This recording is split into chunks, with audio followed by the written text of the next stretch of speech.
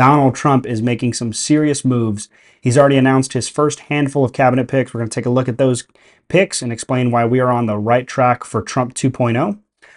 We're also going to take a look at a trend that is gaining some heat amongst the women of TikTok as they try and recreate the 4B movement that happened in North Korea. We'll look at that. Last but not least, we're going to look at the continued leftist meltdowns and all the leftist reactions and the infighting that's taken place since the Trump victory.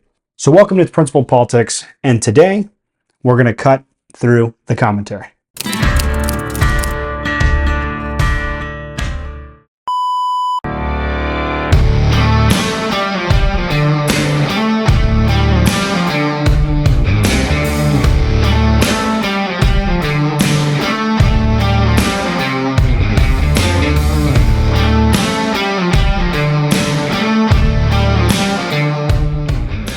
So as we said in the opening, Donald Trump has announced his first handful of picks, and they are solid. You know, a lot of people that in my circles and in other circles on Twitter, or X, formerly known as Twitter, you know, there was this misconception portrayed by the leftist media that you would have Alex Jones and Candace Owens and all these, you know, figures on the conservative movement who, you know, they're figures, but they're in no way, shape, or form qualified for any of these positions, that you would have these people running the government, okay? That you would have Alex Jones running the government, that you'd have, you know, QAnon figures, you know, people like that running the government. But Donald Trump is clearly proving all those people wrong with making some serious heavy hitters, as there are some heavy hitting nominations here and appointments. So we're going to go through this. We're going to just look at the ones that we know. We're going to look at some of the speculation of the ones that we don't know yet. But starting off, first and foremost, the first one that was announced, and this one just makes the most sense right off the bat, was the White House Chief of Staff, clear frontrunner, and the person who I believe deserves it the most. Susie Wiles won that, and Donald Trump announced her nomination. You know, Susie Wiles, she was the political strategist behind the Trump campaign, and she was a big reason, one of the main factors in Donald Trump's landslide victory. She did an amazing job with the campaign. You know, there's a lot of really good potential with her in this position, and she is actually going to be the first woman to ever hold the position of Chief of Staff. And so you remember that tweet that went viral from Mark Cuban, where Mark Cuban basically said that Donald Trump is afraid to surround himself by strong, amazing women. Well, Donald Trump put that to rest with this pick. Susie Wiles is going to do a great job in that position. She played a pivotal role, like we said, in the campaign, and Donald Trump has trusted her to lead the administration. Not a lot of experience as far as in the political realm of, you know, more of the behind the scenes works of what it takes to be a chief of staff, you know, a lot of the negotiating, working with Congress, a lot of those things. But, you know, Susie Wiles is very intelligent, very smart political strategist. And I have no doubt that she's going to do a great job in that position. Something that was actually just announced, it's kind of somewhat announced, not fully confirmed, but from what we can tell, all signs are pointing that the Secretary of State nomination is going to go towards Senator Marco Rubio of Florida. It's not a done deal, but two sources have claimed that this is the pick. And so Rubio, 53, member of the Senate Foreign Relations Committee and top Republican on the Senate Intelligence Committee, is a China hawk with extensive foreign policy experience. Once again, another great pick. Marco Rubio is, you know, a very serious figure, young guy at that, a very young pick for this position, but 53, he's going to do an amazing job. I wanted to play this clip of Marco Rubio, you know, to give you guys a taste of how beautiful this Donald Trump administration is coming along.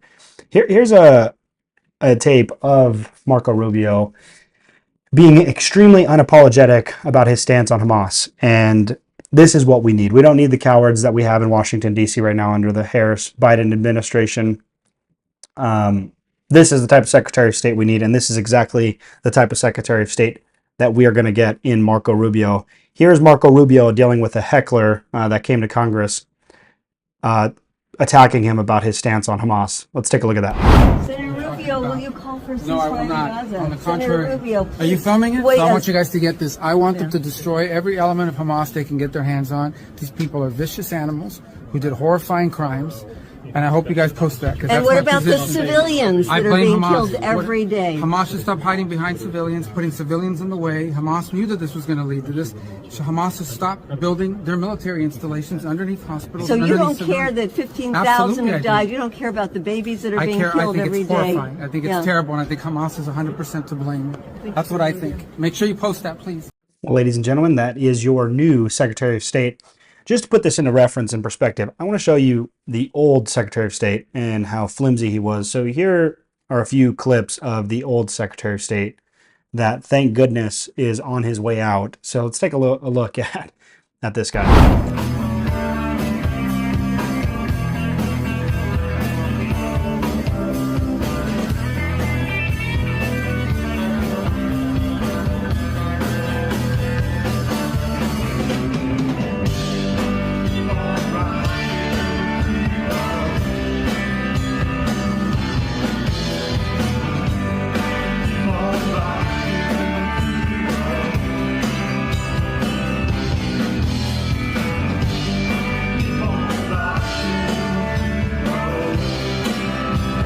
So, yep, that is Anthony Blinken, the current Secretary of State, playing with his own boys, having a little rocking to the free world. And yeah, I mean, it's just such a joke. You have the world's literally on fire. 2 wars have started, and Anthony Blinken is over here rocking the guitar.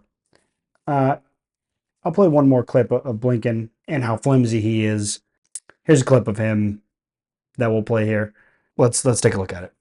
Terrorism for decades. Mr. Secretary, I have here the disastrous Afghanistan withdrawal, the invasion of Ukraine, the unholy alliance between Russia and China, Hamas and Hezbollah attacks on Israel, Houthi attacking international shipping, hostages in Gaza, Iran flush with cash, the reemergence of ISIS-K now, 6 thwarted attacks in Europe, increased Chinese aggression, and the collapse of our influence in Central Africa and the Sahel. And we get 5 minutes for the million people I represent in a public hearing, and you're going to tell the American people with this list they're safer? Let's go down that list. Well, there he is. Spineless, idiot, and we're not going to miss you, Mr. Blinken. That segues me into the next topic and the next person we're going to cover here. Actually, he was in that video you just watched, and that is National Security Advisor Mike Waltz. He's a retired Army Green Beret, former advisor to the Pentagon, and Vice President Dick Cheney, and has been selected as the National Security Advisor. He's 50, recognized for his expertise on threats posed by China, Russia, and Iran, and global terrorism. Once again, another great pick. Marco Rubio and Mike Waltz together will be able to do a great job. And I hope that, this is the thing, right? And I'll make this point as we continue to go through this list, because this is what you're seeing. Trump 2.0 is better, quicker, smarter, and way more efficient than the first time around, okay? Trump 1.0, he got off to a bad start, okay? Made some poor picks, was still figuring things out, never been in politics, businessman coming in. Trump 2.0, he knows what he's doing this time. He's picking people who know his cause, are loyal to his cause, are going to do exactly what we need him to do, and do exactly what we voted for Donald Trump to do on all those campaign promises. So you have Mike Waltz grilling Anthony Blinken there on all of those things and making all those really good points on what's wrong, what's gone wrong. Iran is rich. China has not been hemmed in. Russia not been hemmed in. Iran's terror proxies have started new wars. American hostages have been taken. All of this under the Biden administration. And once again, the key words, peace through strength. That is what Donald Trump is going to bring to the table.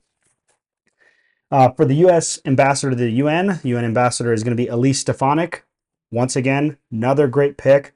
Elise Stefanik is a representative from New York. She's been offered the role of U.S. ambassador to the United Nations, and she's just a bulldog. She is the perfect person for this role. She is going to be the type of person that's going to go in there and just be able to grill any of the idiots in the UN that need to be grilled. Here's a video of Elise Stefanik doing just that just a little while ago with Claudine Gay of Harvard. And Dr. Gay, at Harvard, does calling for the genocide of Jews violate Harvard's rules of bullying and harassment, yes or no? It can be, depending on the context. What's the context? Targeted as an individual, at an individual. It's targeted at Jewish students, Jewish individuals. I will ask you one more time. Does calling for the genocide of Jews violate Harvard's rules of bullying and harassment, yes or no? Anti-Semitic rhetoric. And is it anti-Semitic rhetoric? Anti-Semitic rhetoric, when it crosses into conduct that amounts to bullying, harassment, intimidation, that is actionable conduct, and we do take action. So the answer is yes, that calling for the genocide of Jews violates Harvard Code of Conduct, correct? Again, it depends on the context. It does not depend on the context. The answer is yes, and this is why you should resign. These are unacceptable answers across the board. Well delivered. And let's not forget, Elise Stefanik single-handedly took on these three university presidents, and had them basically ousted. Each one of them didn't commit to protecting their Jewish students, and each one of them got fired not shortly after this happened. So Elise Stefanik, perfect person for the job, very staunch supporter of Mr. Trump, President Trump, and she's going to do a wonderful job in that position. Now, coming to this one, we'll look at two more here. I'll save the best one for last. All right, I'm going to keep you guys waiting. Secretary of Homeland Security. Oh, my goodness. I could not be more happy that this is changing. Let me just show you a few clips of our current Secretary of Homeland Security, in case you haven't already been privileged to meet this complete scumbag. Here he is. This is our current Secretary of Homeland Security, Mr. Mayorkas. Let's take a look at a few videos from this guy.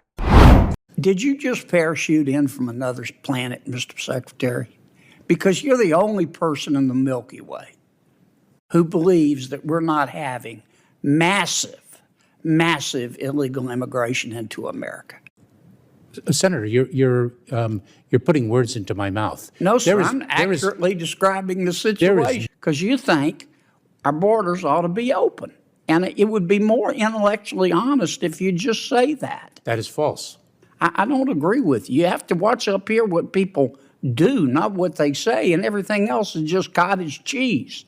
Mr. Secretary, do you agree with the President that we should ban the private ownership of assault weapons in America? Senator, I do. What is an assault weapon? It is, for example, an AK-47. Can you give me a definition other than just pointing to a specific weapon? Would there be other weapons besides an AK-47 you would ban? There very well are. And I remember when I was a federal prosecutor in the Central District of California from September 25th, 1989 to, I believe it was April 2001. And I thank you for your service, but if you could answer my question.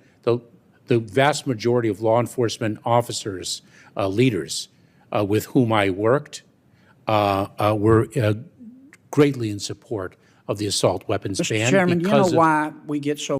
FEMA is tremendously prepared. This is what we do. This is what they do. And the key here, Rebecca, is also to make sure that the communities who are potentially impacted are prepared as well. And it's not just hurricanes and wildfires, also extreme heat, which certainly some parts of the United States are already experiencing. Secretary Alejandro Mayorkas sounding the alarm on FEMA funding right after the devastation of Hurricane Helene. Listen. We are meeting the immediate needs with the money that we have. We are expecting another hurricane hitting. We do not have the funds, FEMA does not have the funds to make it through the season. This all comes as the Biden-Harris administration spent over $1 billion from a FEMA program on services for migrants. Attorney General of the great state of Florida, Ashley Moody, joins me now. AG. Well, we will not be missing Alejandro Mayorkas. So who did Trump choose to replace Mayorkas? Well, he chose South Dakota Governor Kristi Noem. Well, Kristi Noem has been in the headlines for many things, most of them not great, from shooting dogs to writing a book about some weird stuff. But Kristi Noem is Trump adjacent. She is in staunch support of Trump's agenda, and she does have her conservative policies, and she will be much better than the current Alejandro Mayorkas. Here is a few clips to show Kristi Noem and her responses to all these things. So here's Kristi Noem talking on the border, and this is the number one issue. Whoever, Kristi Noem, all the other administration, we need to get the border shut down, and Kristi Noem is serious about that. And so here's Kristi Noem talking about this. A few clips of her talking about immigration and her stance on it. Texas and those 13 original colonies would have never signed the treaty that formed the first Constitution of the United States if they didn't think that their right to protect themselves and defend their own people was protected. So what Joe Biden is doing is Trump vowed during the campaign that he would begin these mass deportations on day one. We are now hearing from even ICE, for example, that it would cost taxpayers about $11,000 per migrant to detain, arrest, detain, and deport them. This is a huge undertaking and a huge expense.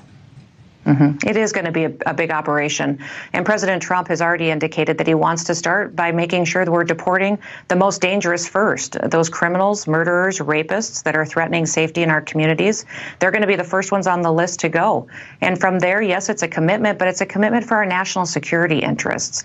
And we need to have a secure border, know who is here, and then recognize that many of these dangerous individuals and people who aren't here to make America better are on programs, and they're spending taxpayer dollars in many of these states to clothe them and to house them and take care of them and their families, when the responsibility shouldn't be on the American taxpayer or the people that live here. It should be on their countries where they came from. When they came into our country, let's all remember the first thing they did was break the law. They came here illegally, and by Vice President Harris allowing that to happen when she's in charge of the border, she was breaking federal law as well. And the American taxpayers and the American citizens just held her accountable. They said, no, we don't trust you with our country anymore. They put their faith in President Trump, and now it's his job to make our country safe. Like I said, good pick when she's not shooting dogs and doing weird things. She's on the A game. So let's just hope she doesn't get off board there. But from all intents and purposes, good pick. These are some young superstars. And this is kind of a reoccurring thing we're seeing here. Trump is really staffing up on the next generation of the conservative movement. And I truly do hope that this is something that can be perpetuated throughout the people within this administration. Now, I saved this one for last.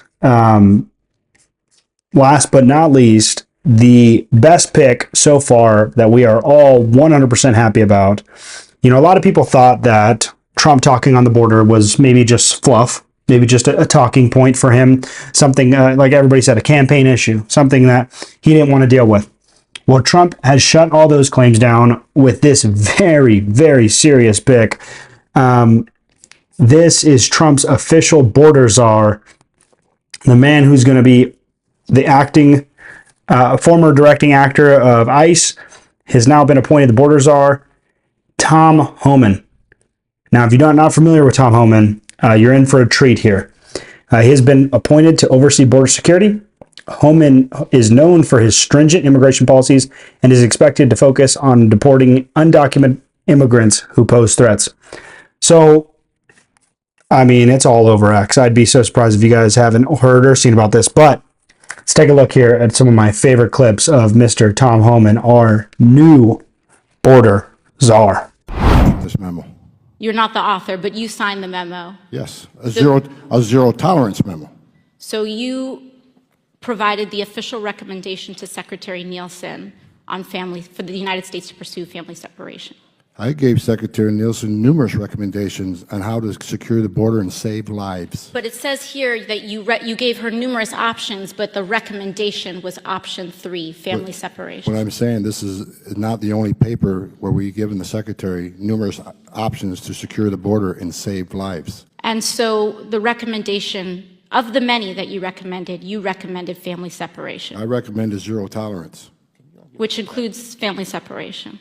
The same as is with every U.S. citizen parent gets arrested when they're with a child. Zero tolerance was interpreted as the policy that separated children from their If I get arrested for DUI and I have a young child in the car, I'm going to be separated. When I was a police officer in New York and I arrested a father for domestic violence, I separated that father Mr. from his Holman, family. with all due respect, legal asylees are not charged with any crime.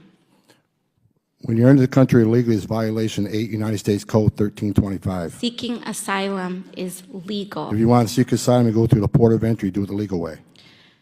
The Attorney General of the United States has made that clear. Okay. Well, I think, look, it'd be great to have local law enforcement assist ICE because, one thing we learned during 9/11 report was we shouldn't have stovepipes. Law enforcement should work with law enforcement. But, there's two things. Number one, under President Trump, he was suing the sanctuary cities, DOJ suing the sanctuary cities, pulling federal funds. Of course, day one, when Joe Biden came in office, he stopped that lawsuit. So that has to be put back in place. And look, I've seen some of these Democratic governors say they're going to stand in the way. They're going to make it hard for us. Well, a suggestion. If you're not going to help us, get the hell out of the way because we're going to do it. So if we can't get assistance from New York City, and we may have to double the number of agents we send to New York City because we're going to do the job. We're going to do the job without you or with you. But it's much easier to arrest a bad guy. Like I just said, we're concentrating on public safety threats of human and national security threats. Right. It's much easier to arrest a bad guy in the jail. Give us access to Rikers Island that we've been kicked out of. Let us get the bad guy in the jail. It's safer for the alien. It's safer for the officer. It's safer for the community. But if you're going to release these bad guys, out in the community, then we're going to have to go find them, which puts the officer at risk, puts the community at risk, and puts, and bottom line is, sanctuary cities are sanctuaries for criminals. And the left keeps saying, well, we want victims and witnesses of a crime to feel safe, come to the police department knowing we don't work for life. Let me make one thing clear. That's just a stone cold lie. Victims and witnesses of a crime does not want the bad guy back in their neighborhood. That's true. Yeah. Certainly. And most the illegal immigrant community, they broke the law being there, they shouldn't be. However, after being there, they're God-fearing family people. I get it. Do they want a sexual predator in their neighborhood? Do they want someone convicted of DUI 10 times in their neighborhood? Let us protect not only the American communities, let us protect the immigrant community. Who's the victim of MS-13 crime? Yeah. The immigrant community. Yeah. So, if sanctuary cities don't want to help us, then get the hell out of the way, because we're coming. Please respect the chair's authority. I respect the chair's authority, but the chair... Mr. Holman! You work for me. I'm a taxpayer. You work for me. The witness will suspend. Please respect the chair's authority. That is the man. We are heading in the right direction, ladies and gentlemen. I want to thank America for making these picks. Donald Trump is going to drain the swamp. We're going to make the changes that need to happen, and we are going to be right on track to make America great again. All these great picks. Donald Trump 2.0 is better than ever. He's serious. He's right on the right path. And you look at Kamala Harris and what she was going to do, dude, she was going to put freaking Looney Tunes, weirdos in these positions, transgender freaks, whatever it was. Donald Trump is the real deal. He is serious about the job, and he has put people into position that reflect that. Tom Homan is going to go in there, shut the border down. Remain in Mexico is going to go back into place, and we're going to get rid of these MS-13 gang members right back, send them back where they belong. That is what deserves to happen. That is what the American people have been wanting for a long time, and we are finally going to get it. If this so far is any picture of what we're going to get over the next 4 years, which I believe it is, we are going to get something amazing. It is up to us. And I think Trump is seeing this in his perspective. If you could see some of the picks, they're young guys, the young women. We have a lot of potential. Of course, J.D. Vance, only 40 years old. Christie Noem, Marco Rubio, only in their 50s. And I know I say that, as if it's like young, but it's young in politics age, when you're talking political. A lot of these positions, you can only be 35, 30 once you get into them. But, we are looking at draining the swamp and a lot of change coming, and we are moving in the right direction. And I am happy, and I am super, super, super optimistic. And I think you should too as well. If you've seen anything that I've seen and anything that I've shown you today on this episode, we have so much to be looking forward to. However, in my transition here, you'll like this one. Not everybody's happy. And there's a group of women on TikTok who are not in any way, shape, or form optimistic about the changes. So that is going to be our next segment here. We're going to take a look at the women of TikTok and a new trend that has taken place. So I'll see you there. So as promised, we are taking a look at a new movement that has taken storm all over social media, and the women at TikTok are leading the charge. Our valiant women of TikTok. Where would society be without them? Well, the movement, it's kind of a piggyback movement. We'll segue and we'll start with the original movement. The original movement that the women of TikTok are piggybacking off of is the 4B movement. Now, what is the 4B movement? Well, the 4B movement is a radical feminist movement that emerged in South Korea during the mid to late 2010s.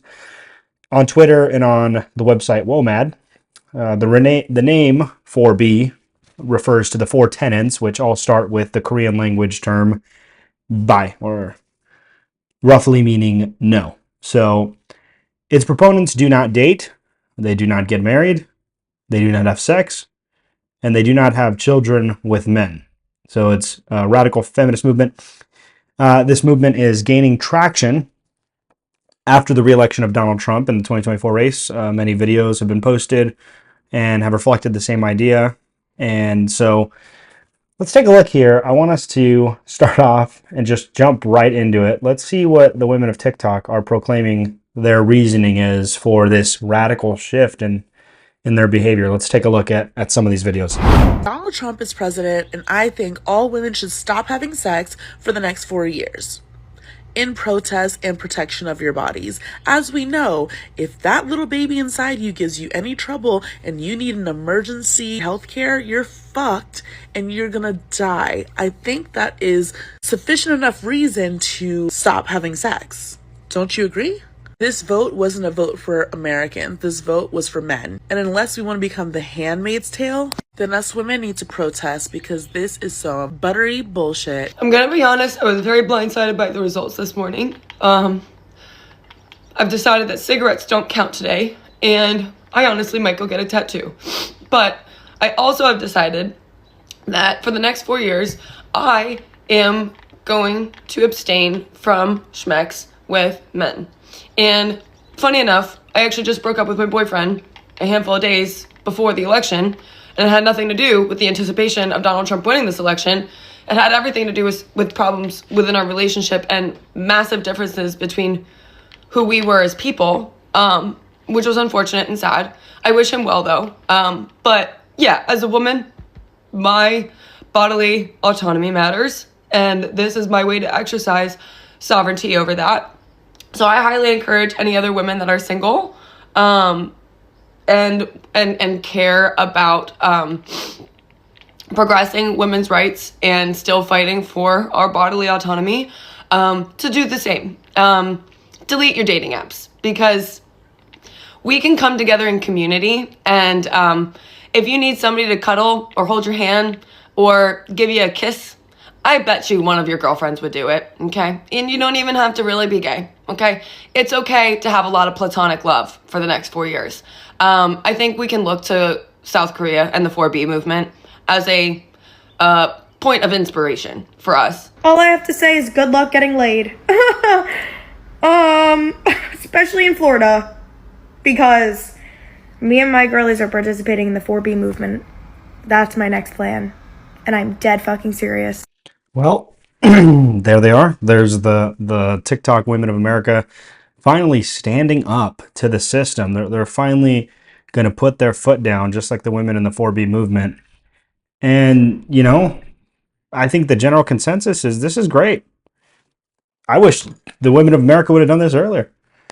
I mean, we have our conservative women who, if they are following the traditional values and, following the principles that God has laid out before us, of course, they're waiting till marriage, most of them. They're trying to find the right man who they're going to have kids with. Great things. And now the women who beforehand were getting the majority of the abortions and who were the ones that were more prone to sleep around and be promiscuous, well, those women have been taken care of. I mean, I knew that Trump was really going to come in and clean the swamp and really do a lot of great stuff for America. But I'm gonna be honest with you, okay? In all my insight, I did not foresee this. I did not foresee that Donald Trump would be have such an effect, right? Just an aura to him that he literally caused these women to forego having sex and to forego having, relationships and all these things. And I mean, one of the women in that video was right? She said, it took them long enough to come to this realization, but she said, now that, abortion. And here's the thing, these women are truly convinced by the leftist propaganda that Donald Trump's, like, day one, the moment he gets in, like, there's no longer going to be any abortions. Now, obviously, I wish that was the case, but they're truly convinced of that, and hopefully they're not watching this show, because, I mean, I think at this point we should just probably be best to let them think that. Continue to let these women be convinced of that, because then they won't go seeking those things. But the point being said is that, these women are truly convinced that this is happening. And because of that, they've come to the conclusion that the only thing they can do is, for their bodily autonomy, is to keep themselves from having sex with random men. And this is the point that we've been making the entire time, is in a society where people are being responsible and not being sexually promiscuous, there's no need for abortion. There's no need for these things. And so if everybody just lived a lifestyle according to God's plan, there would be no need for this. Not to say that if a child is born, out of wedlock or through rape or anything like that, that child's life is any less valuable. But the point being made, majority of abortions are simply out of convenience. So this is a really good thing. And Matt Walsh made this point earlier. I'll make it here as well. It's really a shame, how we had white dudes for Harris, all these men who just basically emasculated themselves, laid themselves out, literally basically put everything on the line, dropped all their testosterone in the toilet simply to get an in with these women. And now, what do these men get in return? They get kicked to the curb. They no longer have a place in these women's lives, and they vowed off all men. Not just saying, the men who voted for Trump. They vowed off all men completely.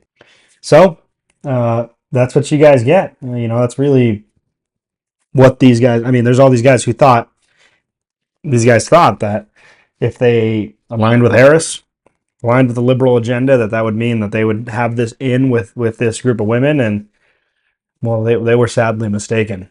And so now what are they left with? Well, they've lost all their masculinity and testosterone. Not that many of them had it to begin with, but now they're left single, miserable, and useless. But this is a great thing for us, okay? Now is the time for us conservatives to focus in, okay? Go out there, men, if you're watching, women, if you're watching, go out there, find your husband, find your wife, get married, repopulate, raise up your children in the fear of the Lord, and let's take back the culture. I mean, it's kind of one of those, like, self-emasculating things. I mean,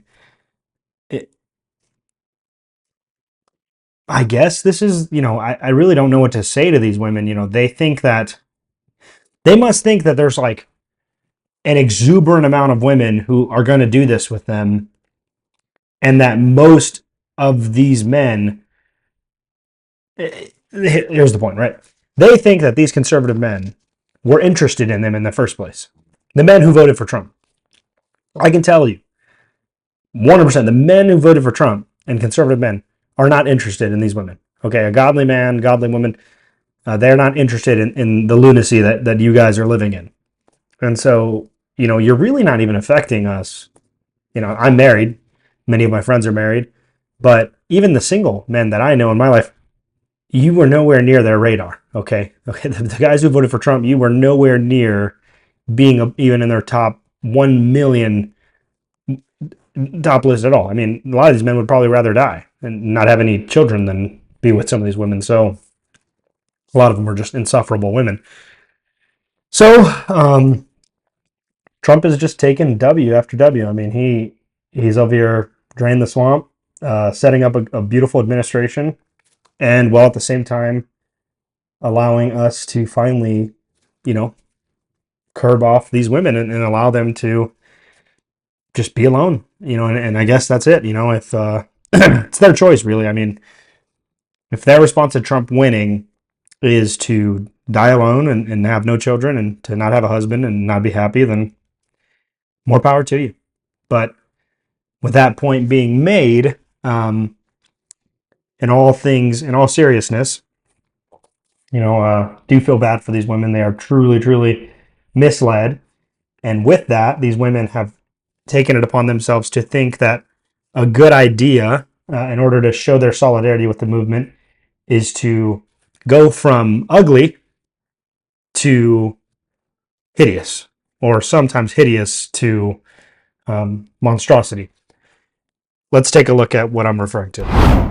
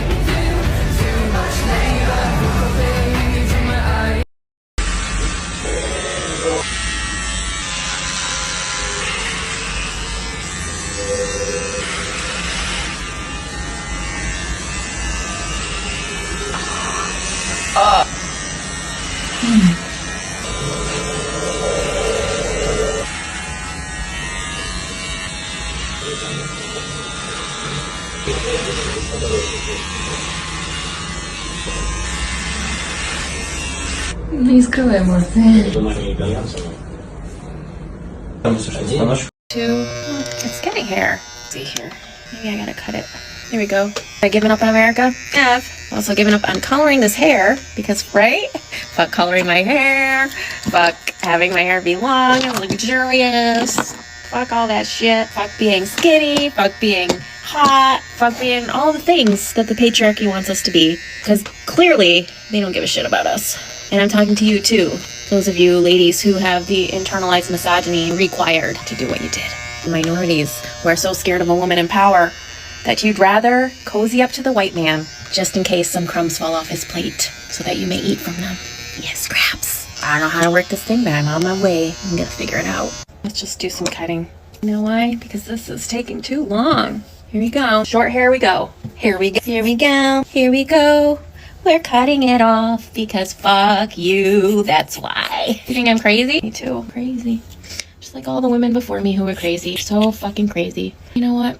It's been a day. It's been a year. It's been 9 years, 8 years, whatever it may be. Around this time, 8 years ago, was one of the worst times of my life. That's when my life fell apart. Not because of this. Don't get too excited. I'm just talking about regular life stuff I talk about on here. But trust me, I understand. I've heard the message loud and clear. We all have. Now women are going to have to just refuse to participate. Sorry, if you're a man, I will not be responding to you. If you are a man, I will not be talking to you. I am going to be promoting the 4B movement. Well, there you have it. They have literally gone insane. the liberal women are beginning to shave their heads off in solidarity. And, it's not funny. If you're laughing, shame on you. These women are truly suffering. They truly believe that Donald Trump is coming after them. The only difference for them really is just the fact that things are going to get cheaper and, we're going to be in a much safer environment. But, a lot of these women are too stupid to know that. So, you men out there who are watching, I think this is a great development. I mean, it just leaves it, it makes the dating pool so much easier. And for you women out there, even easier. These liberal women are literally falling off a cliff and just opting out. And so conservative men, conservative women, go out there, meet each other, go to events, do whatever you need to do, and let's repopulate society with reasonable, intelligent human beings who can lead our country to a more prosperous future. It's a great development. And all the men, obviously, who were soy boys and who gave up their masculinity to vote for Kamala, well, I guess you're just out of luck. You're kind of in limbo somewhere, and there's nothing here for you. So tough luck, man. You made your choice. Well, let's move on to our last segment here, and let's look at the infighting within the Democratic Party. It's not looking good for them. So let's transition. Let's take a look at that. Well, yes, the fighting has begun amongst the Democrats. It's quite the cat fight. So, few things taking place. Obviously, we know that Donald Trump was overthrown by the Democratic machine, and they subtly tried to replace him with Kamala Harris, his vice president. And obviously, Joe Biden was not happy about this in any way, shape, or form, nor was Joe Biden. And you could just tell that Joe Biden was ecstatic once he found out that Kamala Harris had lost.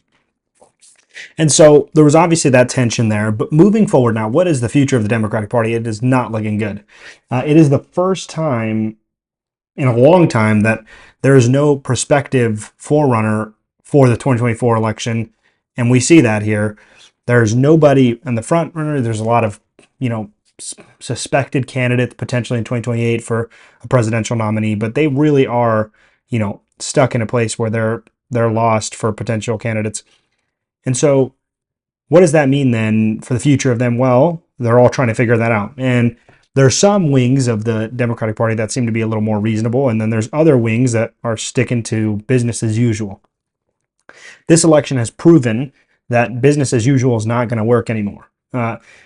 People are sick and tired of the identity politics. They're sick and tired of the way the Democratic Party has formulated all of its thinking and ideas, and they want something different. They want what Donald Trump is proposing to offer, and yet the Democrats cannot seem to get that. For example, here's Joy Reid making the claim that, same old claims as usual, right? That this country is racist, this country is going in the wrong direction, and honestly, just keep doing this because this is exactly what Americans voted against. And it's this idea of I want to be with the side that's waving the biggest flag. I want to fit in. And there is a huge element, to be honest, of anti-blackness in a lot of this. Anti-black Americanness specifically. And Paula and I have talked about this, that there is a part of that anti-blackness is a piece of it. Even though Enrique Tarrio, who's the head of the Proud Boys, is a black Latino, but he's down with white supremacists. Down with them.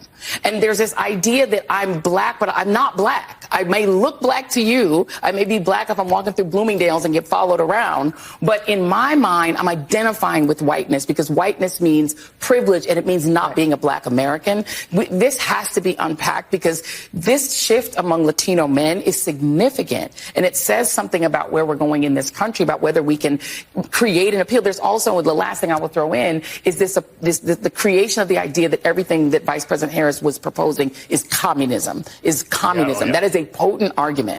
Well, there it is, Joy Reid, same old line.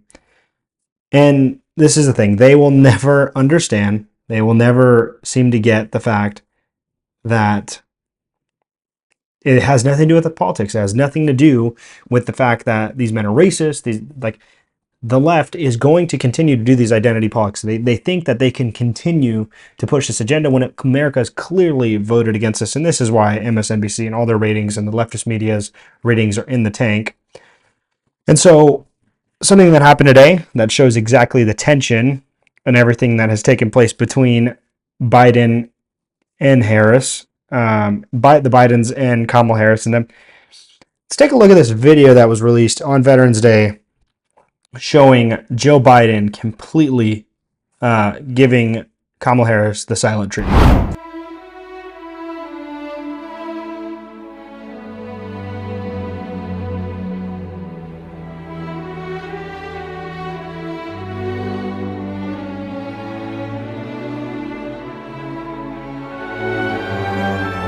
They're literally sitting right next to each other. Joe Biden does not move an inch. She wants nothing to do with her. And this was made even more evident with the fact that during a press conference, we had Peter Doocy of Fox News ask Karine Jean-Pierre about some of the tension, maybe awkwardness between Biden and VP Harris. And this is what Karine Jean-Pierre had to say. We know that today, a week after the election, President Biden and Vice President Harris had a private lunch. How awkward was that? I don't even understand. Why would it be awkward? Because the president got squeezed out for her, and then she kept him at arm's length, and then she lost, and now she's back. Why would you characterize it as awkward? They have regular lunches. They meet and talk regularly. Why would you call it awkward? Weirdness about the way that things have unfolded since Did you see them? Did you see them together yesterday as well when they honored our veterans and were together during the day, making sure that we didn't forget the brave men and women that fought for this country? Did you see them together yesterday? Did you see the show of force together? This is. I'm not even going to take the premise of the question. What I will say is the president and the vice president had lunch today. They've had lunch many times. They communicate with each other regularly. They had an opportunity to discuss the last 70 days or so of this administration, how important it is to get things done for the American people. And that's their focus. That is genuinely their focus. Well, I'm convinced, right? Are you guys convinced? Right? There's definitely no awkwardness there. There's no tension. Not like, we just saw Joe Biden literally give a stone cold, just ignoring Kamala Harris with that stone cold look. Definitely no awkwardness. It's all business as usual. They're all buddy-buddy. They're friends. To push this point even further, to show the infighting and to show how the party is in shambles. Here was a video that was released showing Nancy Pelosi arguing with Donna Brazile at the Kamala Harris defeat speech. Here's what that looked like, arguing in public.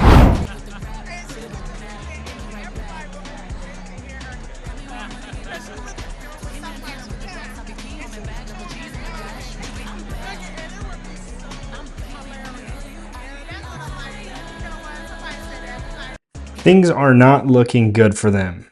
And even some of the people are beginning to admit this, AOC being one of them, as she tries to capitalize on this opportunity.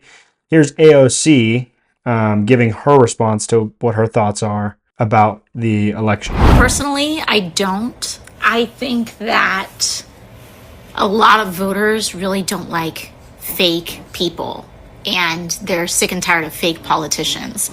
And so what I actually think is worse is saying something you don't believe. And so if during the entire time in campaign season, you're saying that you're down with trans people or like the LGBT community, and then you lose an election, and then the next day you say all that stuff was wrong.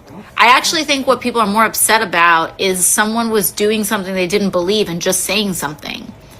Like, if you actually weren't about that life, why did you campaign as though you were? So eloquent. Just so well spoken, that AOC. Well, it's safe to say that if things keep going the way they're going, the Democratic Party will continue to suffer defeat after defeat. And if Trump keeps it staffing up the way he's staffing up, we have a very bright prospective future if we're willing to fight for it and keep it. But I mean, they've literally learned nothing from this election. They've learned nothing from their mistakes, and you know, I think it's a good thing. My hopes were that the Democratic Party would adjust and that they would go back to maybe like a Clintonian third way, kind of more like a slightly moderate Republican stance, but it's not looking that way. It looks like they're going to cling on to this with dear life until they get taken down with it. And so that'll cover all of the main headlines we're looking at today. The Democratic Party is in shambles. They're falling apart bit by bit. We have women shaving their heads off, losing their minds, and this is a great thing for the country. Less abortions, more babies being saved, and people not having sex when they're not supposed to. And Donald Trump is doing a fantastic job, and I am excited for Trump 2.0. So thank you for watching and or listening. That'll do it for our show today. Don't forget to stay principled.